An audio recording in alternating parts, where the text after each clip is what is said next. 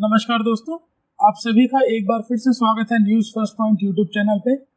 दोस्तों, आज की वीडियो में हम देखेंगे किस तरह से पाकिस्तान की जो सऊदी अरेबिया में और टर्की में हरकतें करी, इसको लेके पाक मीडिया में काफ़ी डिबेट चल रही है। दूसरा, पाकिस्तान मीडिया इस बात को भी लेके काफ़ी चिंतित है कि किस तरह से बांग्लादेश भारत की सपोर्ट कर रहा है और अपने पोर्ट्स भारत को यूज़ करने के लिए दे रहा है।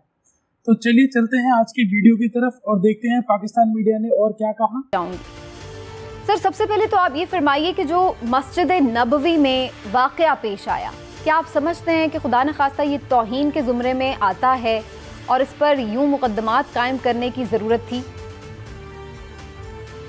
देखिए, पहली बात तो ये है कि रसूलुल्लाह सल्लल्लाहु अलैहि वसल्लम की जो हुर्मत है और उनके तकद्दस, ये हम सब पर जैसे कहते हैं कि ऐसे है जैसे एक खून दौड़ता है रगों के अंदर, वैसी सूरत हाल है। आप सल्लल्लाहु अलैहि वसल्लम की मस्जिद के बारे में उसकी हुर्मत का है कि आपके बारे में फरमाया कि ला तरफ़उ अस्वातकुम फ़ौक़ सौत नबी, के वहाँ पर अपनी आवाज़ें तक उनके सामने बुलंद न रखो।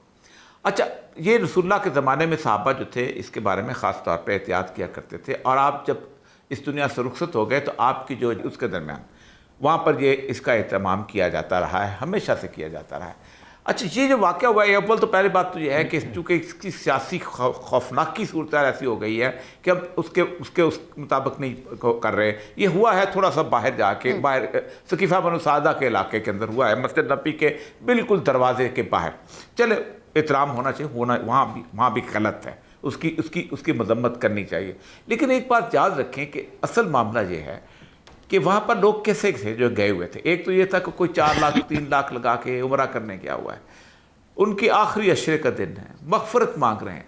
इस दौरान ऐसा क्या हो गया कि वो अचानक इतना भड़क उठे और अचानक उन्होंने इस तरह की बात कर ली?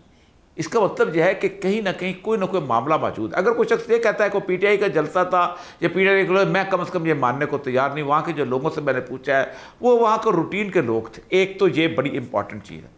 दूसरी अहम तरीन चीज़ है, आप मुझे ये बताएं, दूसरी तरफ कोई गौर नहीं करता कि कितना बदनसीब है वो हुक्मरान कि रसालत माफ़ सल्लल्लाहु अलैहि वसल्लम के सामने लोग उसको चोर होने की गवाही देना शुरू हो जाए। इसकी तरफ कोई गौर नहीं करता, इस तरफ कोई सोचता नहीं। अब एक और जो खराबी हो गई है, वहाँ रुक जाना चाहिए था। मैंने उन लोगों से कहा जाकर इस्तग़फ़ार करने, आपसे गलती हो गई। रसूलुल्लाह के सल्लल्लाहु अलैहि वसल्लम के दरबार के सामने जाकर रोए, माफ़ियाँ मांगे। इंडिविजुअल लोग हैं, चंद लोग हैं, उनसे हो गई गलती। और 20 हाँ जी हिलाली साहब, देखें, आपने खुद फरमाया कि जून 2021 में मांगे गए अड्डे, एब्सोल्युटली नॉट कहा गया वजीर आजम की तरफ से।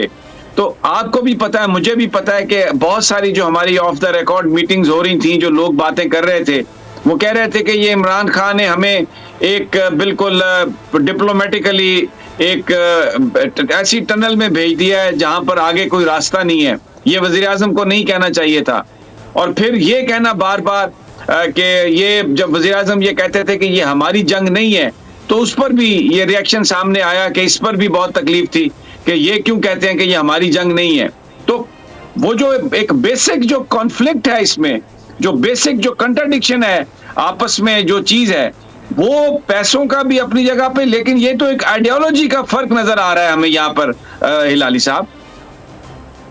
और अब फिर ये जो बिठाई है गवर्नमेंट, ये मुझे बताइए कि ये भी जो गवर्नमेंट अब बिठाई है, जो बनाई गई है, जो इस तरह से हमले भी हो रहे हैं जिसके अंदर, और इतराजात भी उठ रहे हैं, तो ये भी इसके पीछे फिर वो क्यों खड़े हैं?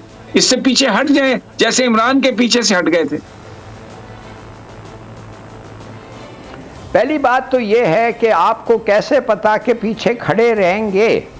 ये भी हट सकते हैं, और अगर फ्रेश इलेक्शन जल्दी से हो जाए, मेरे तरह पाकिस्तानियों को ये समझेंगे हम कि वाकई इन्होंने हट गए हैं।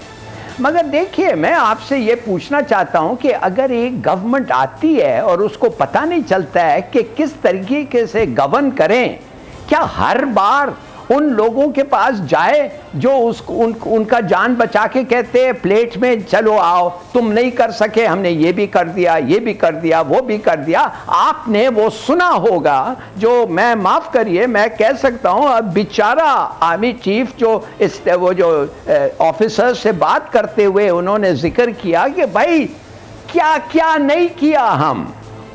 आप तो ये बिल्कुल मानने के लिए तैयार नहीं है कि it is not the fault of the PTI government. मैं कहता हूँ ठीक है, यंग गवर्नमेंट, इनएक्सपीरियंस गवर्नमेंट, उनकी लीडरशिप, इमरान के अलावा दूसरे जो थे वो इलेक्टेबल्स थे, और इलेक्टेबल्स की हम जानते हैं उनके क्या किस्म की मोरालिटी होती है और किस चीज़ पे वो एम्फसाइज करते हैं। मगर 3 साल तो हो गए, आपको एक वोट ऑफ नो कॉन्फिडेंस जीतना था। मैं जानना चाहता हूं कि how was this not possible. हाँ, फिर आगे आके कहें कि एस्टैब्लिशमेंट ने कहा था नो यू मस्ट वोट। पूछना है इंडिया के जो रीजनल ताल्लुकात हैं उस पर थोड़ी बात करनी है। पाकिस्तान तो चलो ठीक है, आपके लिए वो हमारे और आपके ताल्लुकात तो जो है वो स्टेटस को है।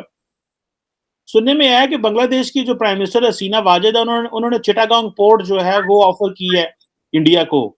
ये बेसिकली क्या मकसद है? एक तरफ वो चीन को कह रही हैं कि आप जो है हमारे पास मिसाइल टेक्नोलॉजी की जो है वो कोई इक्विपमेंट लगा दें उनकी रेनोवेशन के लिए या उनकी जो है वो रिपेयरिंग के लिए, आपको वो पोर्ट ऑफर कर रही हैं। तो क्या मतलब वो क्या खिचड़ी खेल रही हैं? सबको वो समझ रही हैं, बड़े बड़े जो टाइटन्स हैं सबके साथ खेलना चाह रही हैं, या कि आप समझते हैं कि जिस तरह चीन जो है वो श्रीलंका की पोर्ट में जाके बैठ गया, आप भी बांग्लादेशी पोर्टों पे बैठेंगे? क्या मतलब ये हो क्या रहा है आपके जो उस साइड, इंडिया की जो उस साइड है, जो इंडियन जैसे इंडियन ओशन वाली साइड है, वहां पे क्या चल रहा है? जरा हमें थोड़ा सा अपना स्ट्रेटेजिक एनालिसिस दें। देखिए चीमा साहब, शो पे बुलाने के लिए धन्यवाद। ये जो आपने सवाल पूछा काफी अच्छा सवाल है।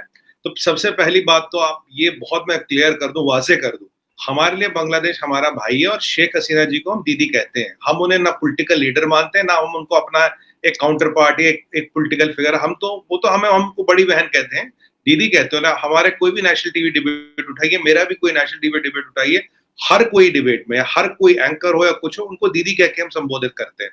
तो एक बहन वाला प्यार है उनसे, कोई पॉलिटिकल रिलेशन वाली बात नहीं है। हमारी बांग्लादेश के प्रति कोई ऐसी धारणा नहीं, कोई ऐसा इरादा नहीं है, बिल्कुल क्लियर रिलेशन है। पहली बात ही आपको बता दूं।